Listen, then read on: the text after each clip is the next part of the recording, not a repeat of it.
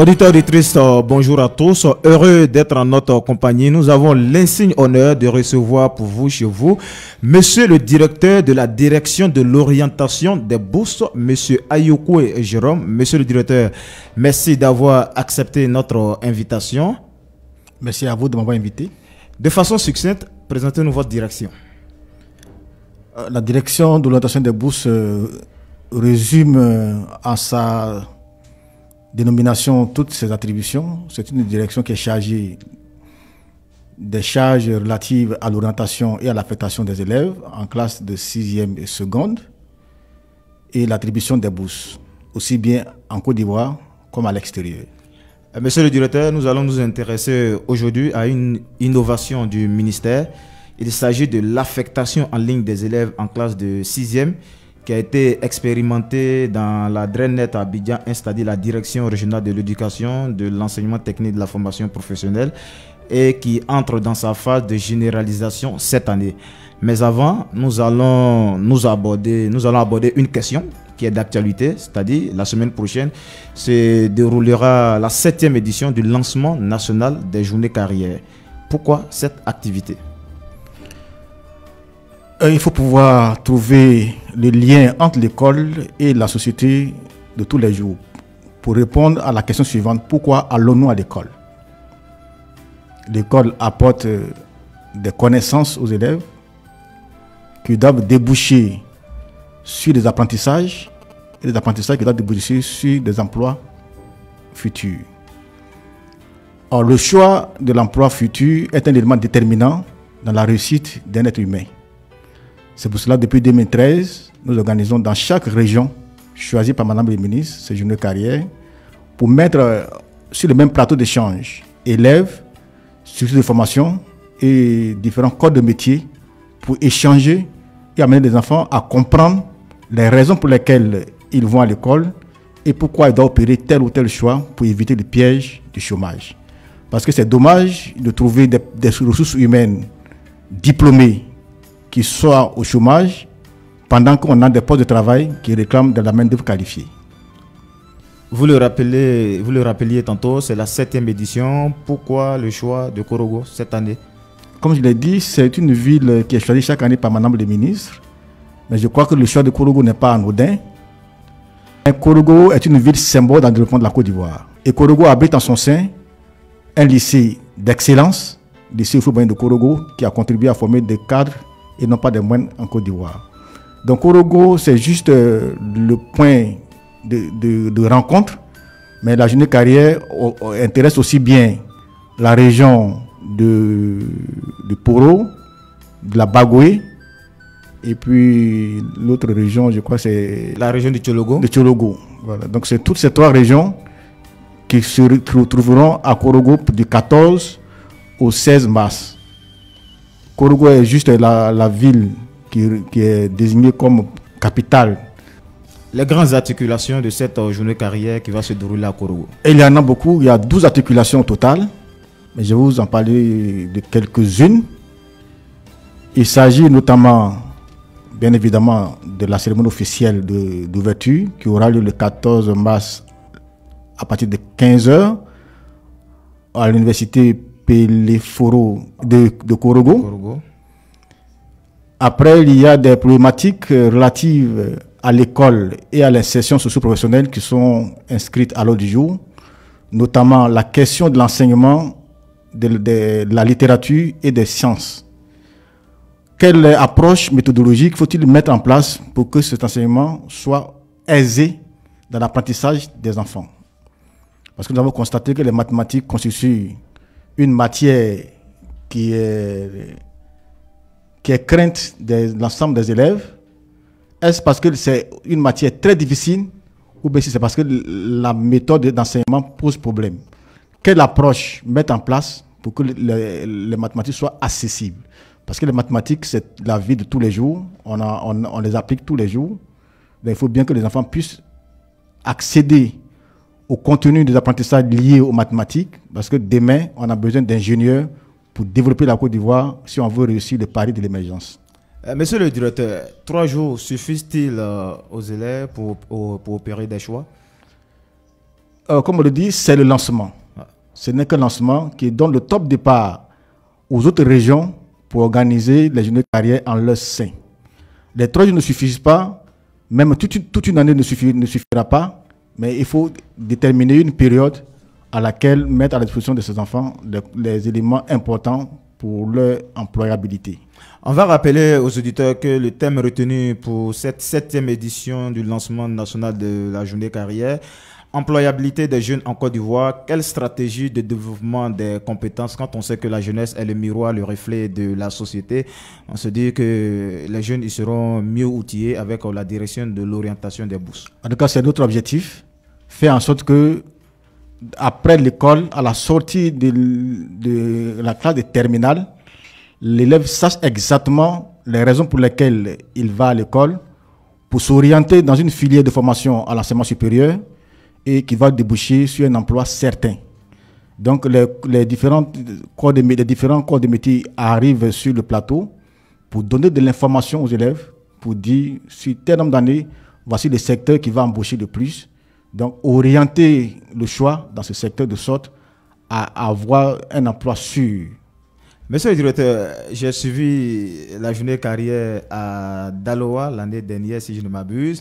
J'ai été émerveillé par la tribune du modèle. En quoi consiste cette tribune exactement? Justement, dans une société, il faut toujours des éléments, il faut des personnes référentes.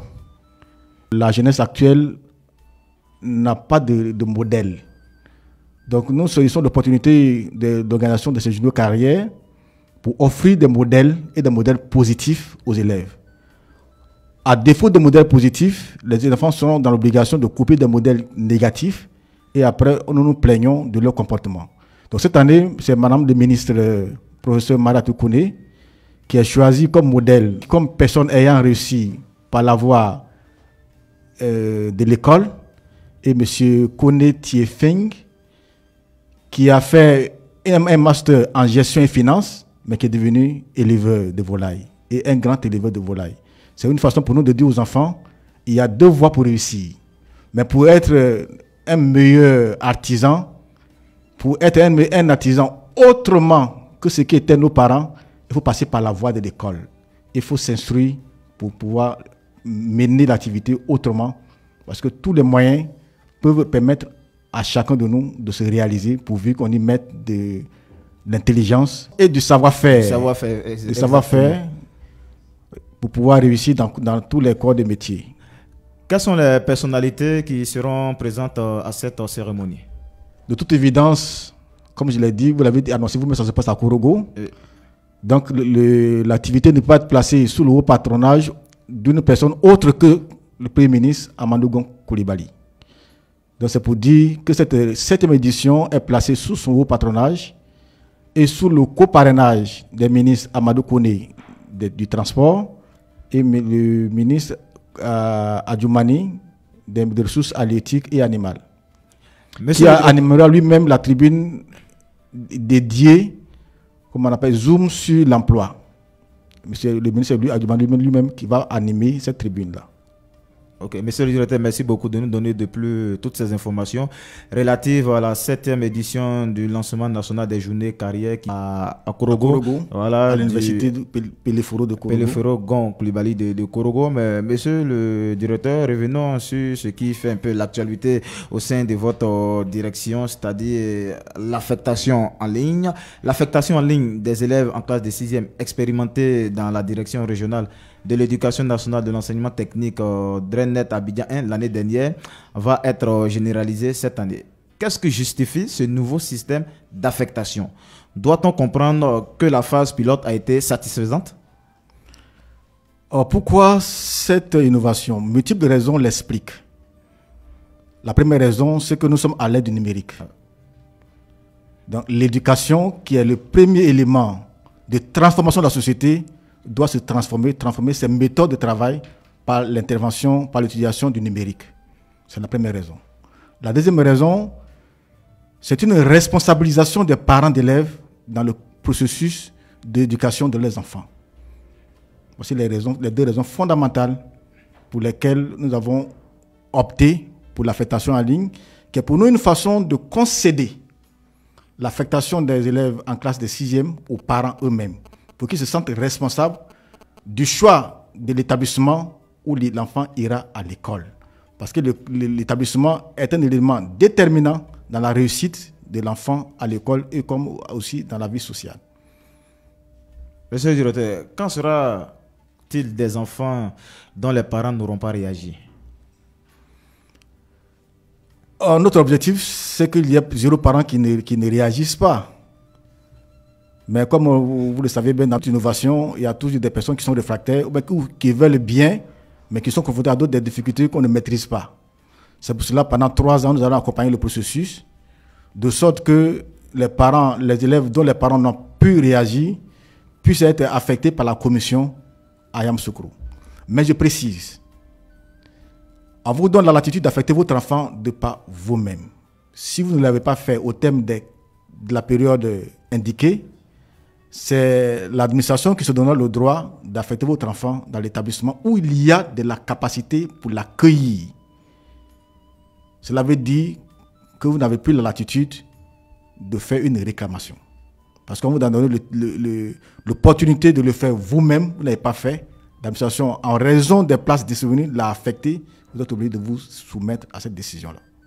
Donc c'est l'occasion pour moi d'inviter les parents de se presser de le faire eux-mêmes ou de se faire assister par des personnes. Mais seulement, il ne faut pas laisser le matricule de l'enfant à quelqu'un d'autre pour aller le faire. De façon technique, comment ça se passe?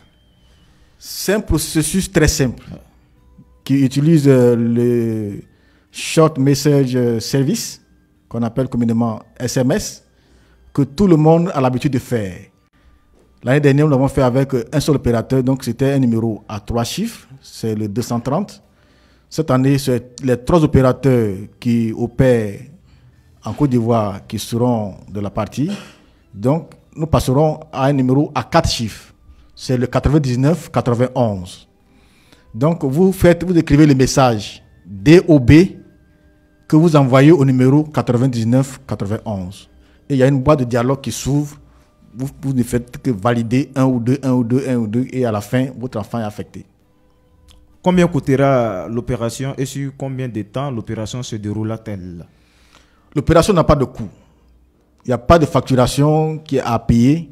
Il s'agit d'avoir de communication sur son téléphone mobile pour opérer l'affectation de votre enfant.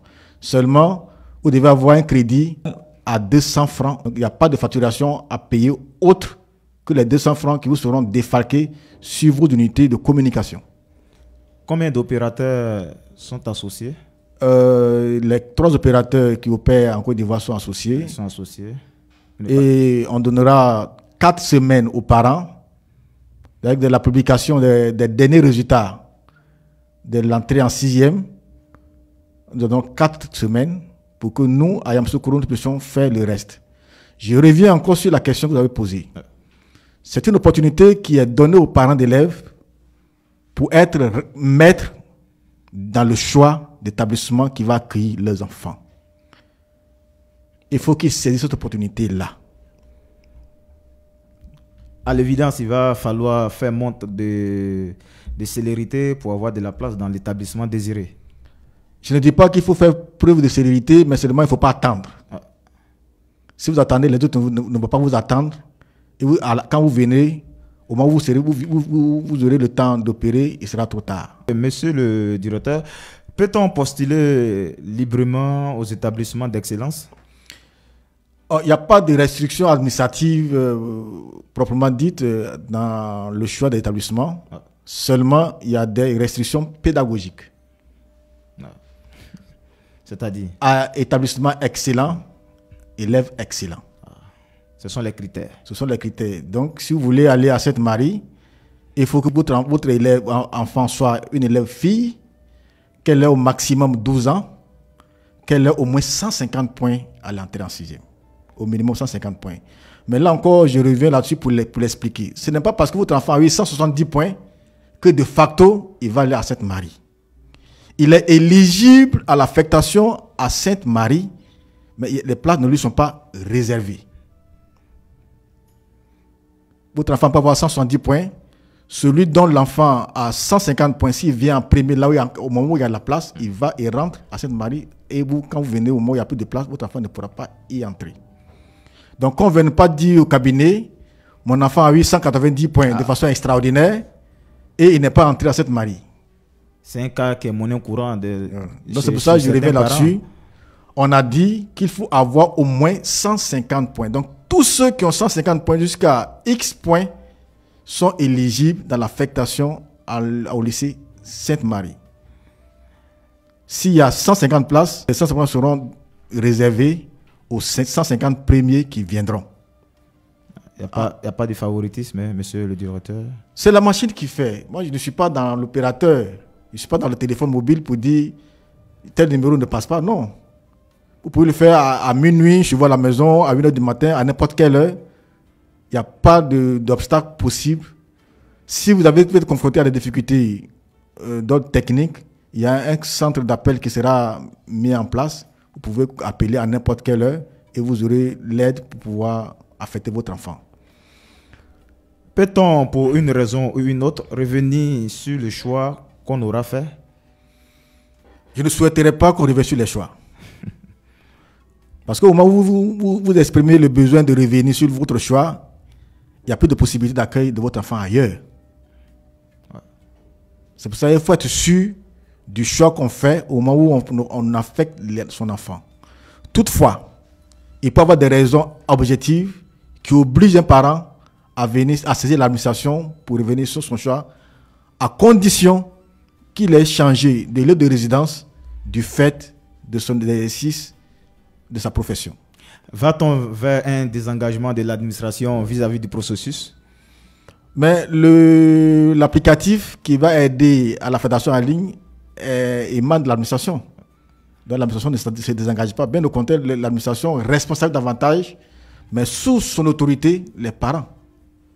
Donc l'administration est présente du début à la fin.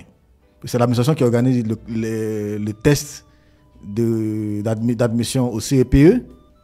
C'est l'administration qui met la base de données à jour pour que les enfants puissent opérer l'affectation. C'est l'administration à un moment donné qui met fin au processus pour gérer ce dont les parents n'ont pas pu opérer l'affectation en ligne. Donc l'administration est présente du début à la fin. Seulement, après les 3 années, la direction centrale, qui est la direction de l'orientation des bourses, ne sera plus dans le processus. Les réclamations, enfin pas les réclamations, mais les changements d'établissement du fait de changement de lieu de résidence seront gérés par les directeurs régionaux. Monsieur le directeur, nous sommes au thème de notre entretien. Que doit-on retenir? Que les journées carrières de l'année 2019 auront lieu du 14 au 16 mars à Korogo, sous le haut patronage de son Excellence, Monsieur le Premier ministre Amadou Gon Coulibaly, avec le parrainage des 2 ministres chargés des transports et des ressources animales et halieutiques, M. Kone Amadou et M. Adjoumani Kobena. Présidé évidemment, de toute évidence, par Madame le ministre de l'Éducation nationale, de l'enseignement technique et de la formation professionnelle, Madame Kandia Kamara. Assisté de Madame Kone Marietou, qui viendra dire à la jeune génération quel est le processus qui conduit à la réussite. Ce n'est pas la facilité, ce n'est pas le gain facile qui conduit à la réussite, mais au contraire, le gain facile conduit à la maca. Aussi rapidement qu'il est acquis. Et puis, encore en deuxième point, je rappelle aux parents d'élèves qu'à compter de cette année, ils sont eux-mêmes responsables de l'affectation de leurs enfants en classe de 6e. Ce n'est pas une façon de les flageller, mais c'est une façon de les tenir responsables dans le processus d'éducation de leurs enfants. Je vous remercie. Merci à monsieur le directeur de la direction de l'orientation et des bourses, monsieur Ayoko Jérôme. En dépit de votre programme extrêmement chargé, vous avez accepté de répondre aux questions des journalistes que nous sommes. Et puis on va rappeler aux auditeurs et aux auditrices que ce fut un réel plaisir pour nous d'être en votre compagnie. Rendez-vous est pris pour la 7e édition du lancement national des journées carrières qui aura lieu à Korogo.